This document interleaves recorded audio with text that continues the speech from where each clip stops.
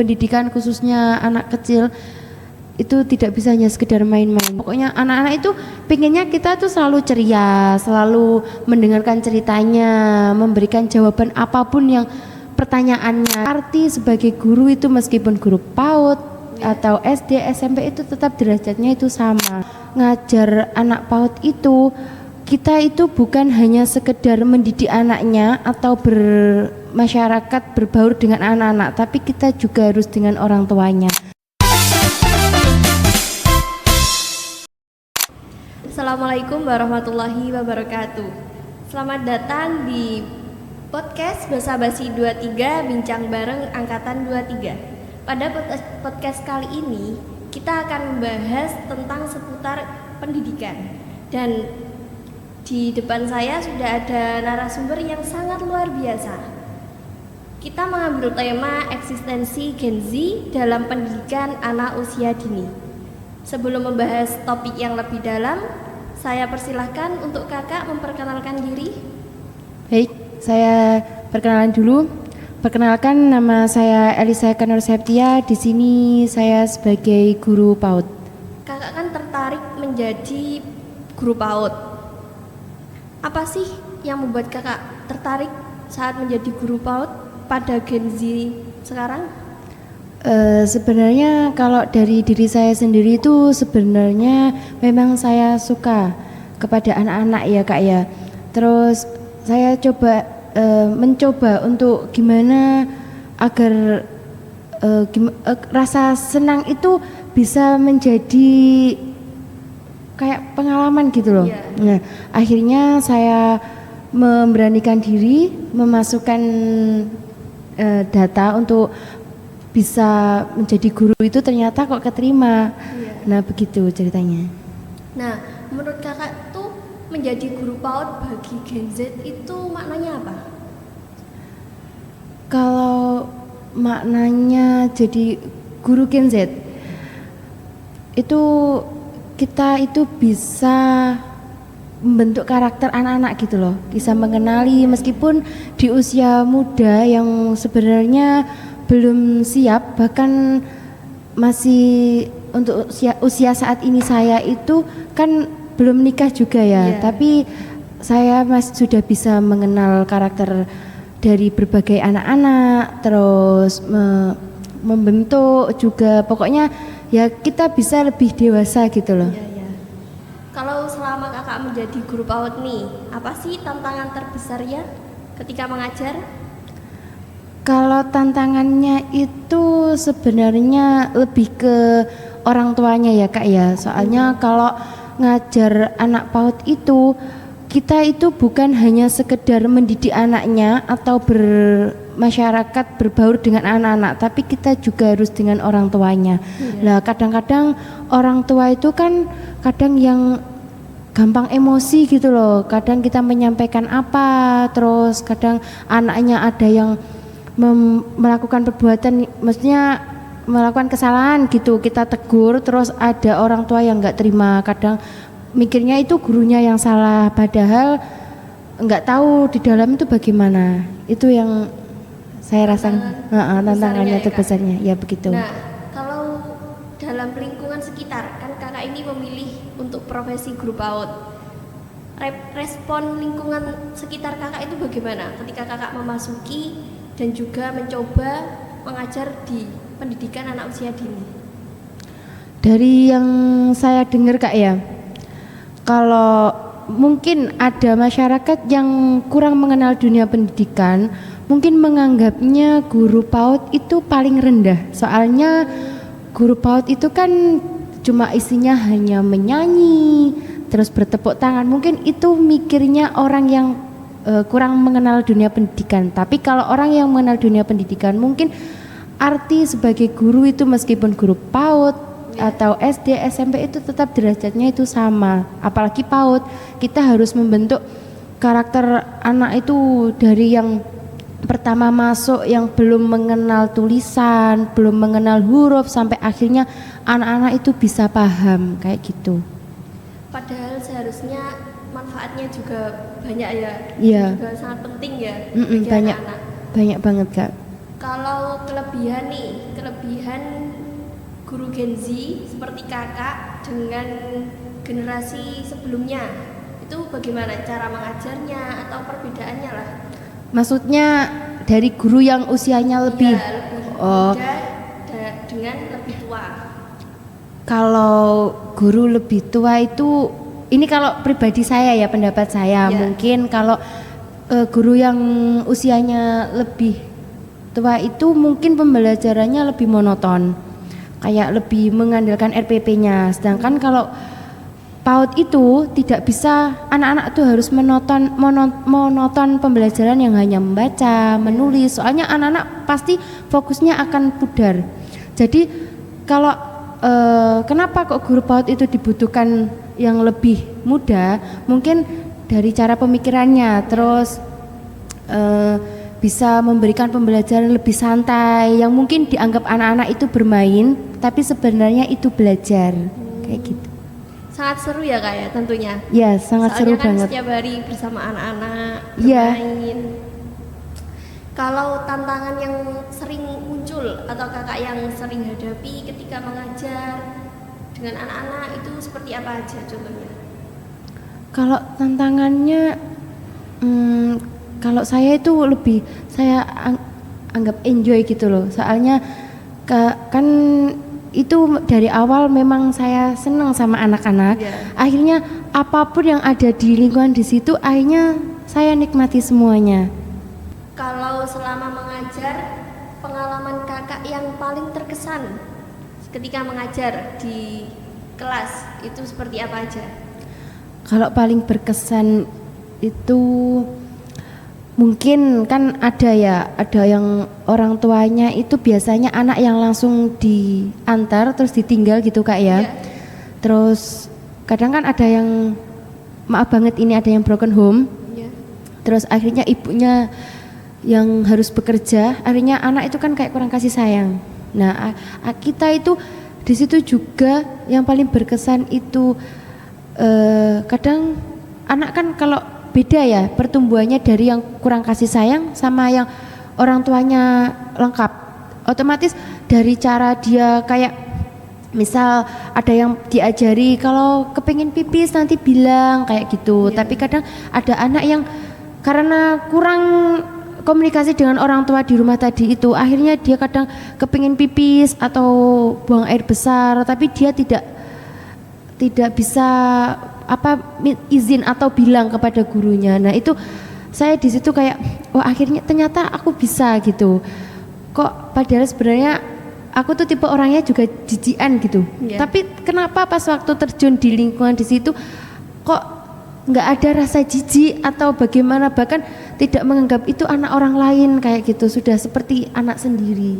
Berarti langsung muncul sifat keibu-ibuannya ya? Ya memang kalau guru PAUD itu tidak bisa hanya sekedar kita mengajar atau bernyanyi kayak tadi, tapi kita juga harus menanamkan rasa sifat keibuan kepada anak-anak. Ketika mengajar nih, bagaimana cara mendekatkan kayak kita dengan anak-anak, kedekatan hubungan gitu loh kak? Itu kakak biasanya dengan cara apa? Ya kembali lagi kayak tadi ada anak yang maksudnya lingkungan keluarganya yang kurang lengkap. Itu kan biasanya ada anak tipe yang pendiam kayak gitu. Ada juga yang super aktifnya luar biasa. Kalau yang biasanya pendiam itu saya dekati, saya tanya terus kenapa kok bisa menyebabkan dia itu sampai kayak diam nggak mau berbaur, atau mungkin ada trauma tersendiri atau kenapa. Kalau nggak gitu mungkin kan kalau sudah terlalu kita sering mendekati dia, akhirnya dia kan cerita. Kalau nggak gitu mungkin saya memberi sesuatu hal yang dia sukai. Kalau memang dia benar-benar tidak mau berbaur sama teman-teman. Kalau sedangkan yang super aktif terus sampai dia kayak membuat kesalahan, mungkin pertama memang saya tegur. Satu dua kali memang saya tegur, tapi kalau memang saya sudah diam, mungkin anaknya bisa berpikir, ini pengalaman dari saya ya, yang saya alami itu, dia berpikir akhirnya dia tidak melakukan yang membuat saya itu sampai diam. Dia akhirnya kayak, oh ternyata ini salah, terus akhirnya dia minta maaf. Kan memang saya tanamkan, memang kalau kan di sana panggilnya bunda ya kak ya. Kalau di PAUD itu, kalau bunda sudah diam berarti memang kalian itu sudah, maksudnya kesalahan kalian itu jangan sampai dilakukan. Akhirnya dia paham, berarti dia meninggalkan hal yang sampai membuat kita marah gitu. Berarti sangat dekat ya Mbak Kak. Iya, dekat banget kalau memang sama anak-anak. Bahkan sampai kadang itu bukan hanya di sekolah saja, tapi kadang di rumah itu sampai hal random, malam-malam itu dia juga telepon gitu. Terus ketika mengajar, metode apa saja? Apakah ada metode ketika mengajar di PAUD? Ada, tentunya ada.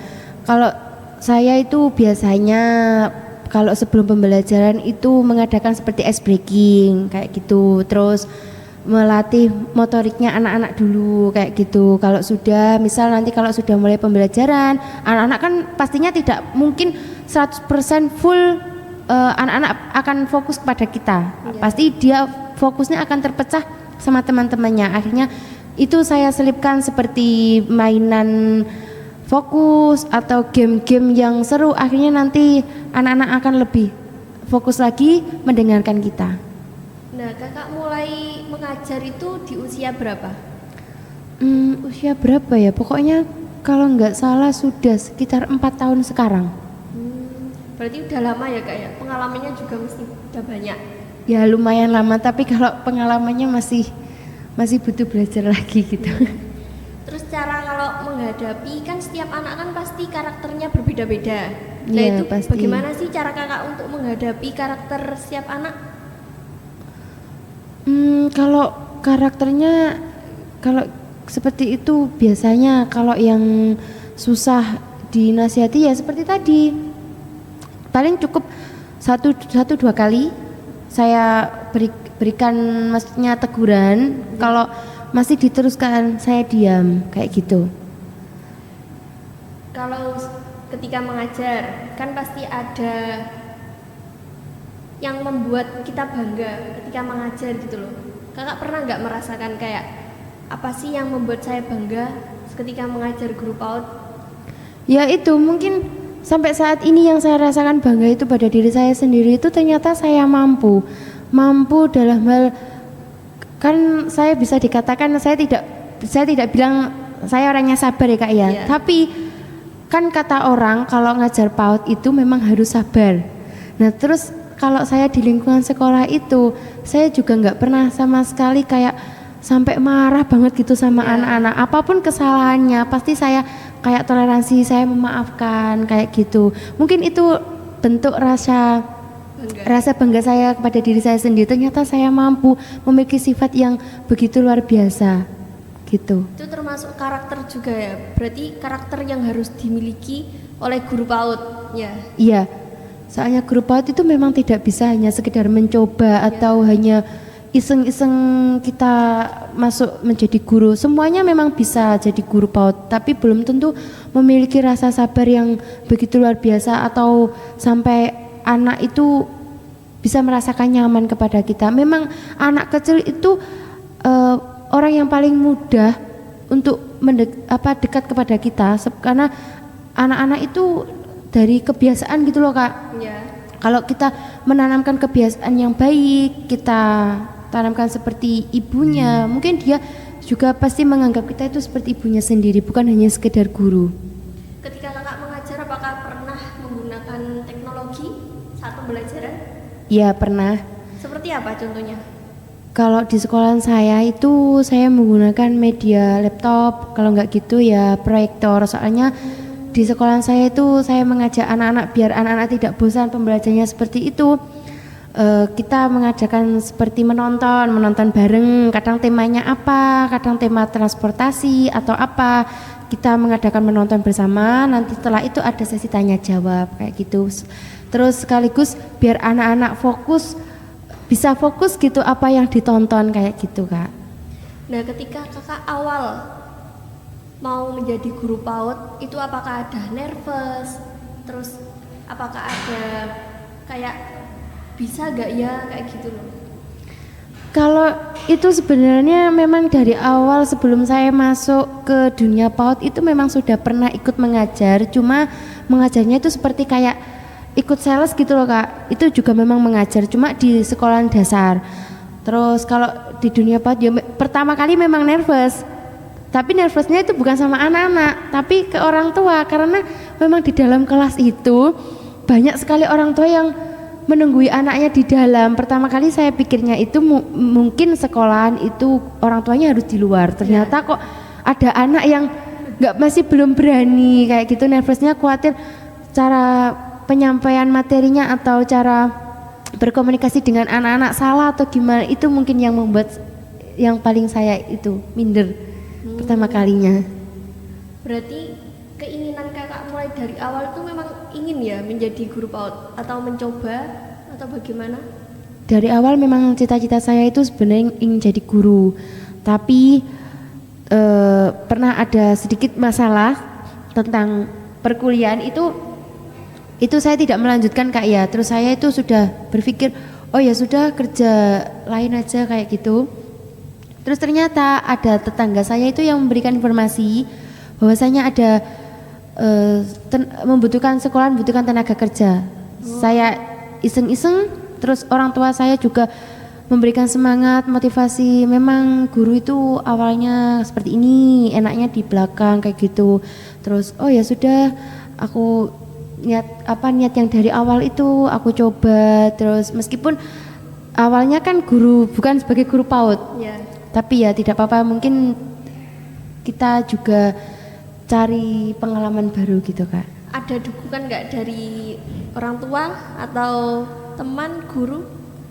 Kalau orang tua pastinya sangat mendukung Kak. Memang harapannya ingin anaknya itu jadi guru, meskipun itu entah guru PAUD ataupun apapun. Soalnya prinsip orang tua saya itu tidak membedakan guru PAUD itu hanya dianggap rendah atau gimana, tidak. Pokoknya guru itu derajatnya sama. Prinsip orang tua saya seperti itu. Jadi memang pertama kali tadi kembali pertanyaan tadi Kak ya. Itu memang ada keraguan itu seperti, tapi kan cuma guru PAUD. Pasti orang-orang menganggapnya itu hanya sekedar teman bermain kayak gitu, kita hanya sebagai pengasuh kayak gitu. Terus orang tua saya, khususnya ibu saya itu memberikan motivasi gini, tidak ada guru itu yang nilainya itu rendah, semuanya sama kayak gitu. Bener banget. Iya. Kalau pada perkembangan teknologi saat ini ya, kan pastinya media sosial itu penting banget Kak. Nah menurut kakak, apakah bermanfaat media sosial pada pembelajaran di PAUD? Tentunya sangat bermanfaat, apalagi di zaman sekarang banyak media digital kan, khususnya TikTok Kak ya, itu kan banyak referensi kayak cara pembelajaran yang menarik, terus membuat kreativitas apapun itu kan banyak sekali, jadi itu sangat membantu. Ketika mengajar nih kakak, itu caranya untuk menyenangkan, kayak membawakan suasana yang bahagia, itu bagaimana? Ya kita cukup memaparkan wajah yang ceria, jangan sampai kita misal ada masalah terus kita bawa ke hadapan anak-anak di lingkungan sekolah, jangan sampai. Soalnya anak-anak itu makhluk yang paling sensitif, dia pasti akan tahu. Mungkin kalau kita ke bawah suasana dengan hati kita atau mood kita, mungkin dia akan lebih gimana ya, kita itu tambah kerjanya itu lebih 2 kali gitu loh Kak, kita lebih capek. Jadi kita harus bisa mengontrol emosi kita kayak gitu. Pokoknya di depan anak-anak itu jangan sampai memperlihatkan wajah yang sedih atau bagaimana. Pokoknya anak-anak itu pengennya kita tuh selalu ceria, selalu mendengarkan ceritanya, memberikan jawaban apapun yang pertanyaannya gitu Kak. Kalau ketika mengajar itu kreativitas kakak ada nggak? Kayak ketika mengajar kakak membuat apa kayak gitu? Tentunya ada, soalnya dalam 1 minggu itu pembelajaran kita itu ya bermain, terus kreativitas kayak gitu, kayak membuat apa, tergantung temanya kita kita kemas dalam bentuk kreativitas. Apa sih pesan kakak untuk Gen Z yang ingin menjadi guru PAUD? Kalau dari saya mungkin buat anak zaman sekarang, kalangan remaja sekarang yang ingin terjun ke dunia pendidikan PAUD bisa saja, tapi jangan hanya sekedar coba-coba atau cuma apa ya, kayak ya buat sampingan lah daripada nganggur. Jangan, soalnya kita tidak bisa kalau sudah terjun di dunia pendidikan khususnya anak kecil itu tidak bisa hanya sekedar main-main. Kita harus bisa menjadi tameng atau bahkan jadi apa ya, ibu, seperti ibu harus memiliki karakter atau sifat yang sudah dewasa keibuan kayak gitu. Terus bagaimana masa depan anak PAUD ketika banyak Gen Z yang terlibat? Itu sangat mempengaruhi sekali, soalnya dari saya awal masuk ngajar itu dengan yang sekarang itu sudah beda sekali. Apalagi misal kalau dari maksudnya dari pendidiknya, gurunya itu tidak memberikan contoh yang baik, itu sangat memberikan efek yang itu negatif. Soalnya anak sekarang itu sudah dari pikirannya atau tontonannya itu kan sudah sekarang banyak sekali dari HP ya Kak ya. Nah itu pun dari bentuk kesopanannya itu sudah kurang. Misal dari pendidiknya atau gurunya tidak mencerminkan yang bagus atau baik, cuma hanya sekedar main-main, ya tentunya itu sudah pasti jadi itu nggak bisa jadi generasi yang akan tumbuh yang baik. Kalau selama mengajar ada atau tidak itu tentang momen lucu ketika mengajar dengan anak-anak, bisa diceritakan? Kalau momen lucu itu pas apa ya, mungkin waktu menulis. Kalau nggak gitu kan sebelum ngabsen itu kan ada tanya sesi jawab, sekarang hari apa gitu. Kalau nggak gitu menulis hari kayak gitu, ternyata saya salah. Saya kira sekarang itu hari Rabu, ternyata hari Kamis. Terus anak-anak ada yang fokus, sekarang bukan hari Rabu Bunda, tapi hari Kamis gitu. Itu yang menurut saya lucu, bisa membuat tertawa satu kelas ya. Iya, terus ada yang bilang gini, ternyata Bunda lupa ya, kayak gitu. Itu mungkin yang menurut saya lucu. Baik, terima kasih, kita sudah berada di penghujung podcast kali ini. Dan saya sangat berterima kasih kepada kakak karena telah membagi pengalaman dan juga wawasan tentang eksistensi Gen Z dalam pendidikan usia dini. Saya Mariatul Kiftia pamit undur diri, sampai jumpa di podcast selanjutnya. Assalamualaikum warahmatullahi wabarakatuh.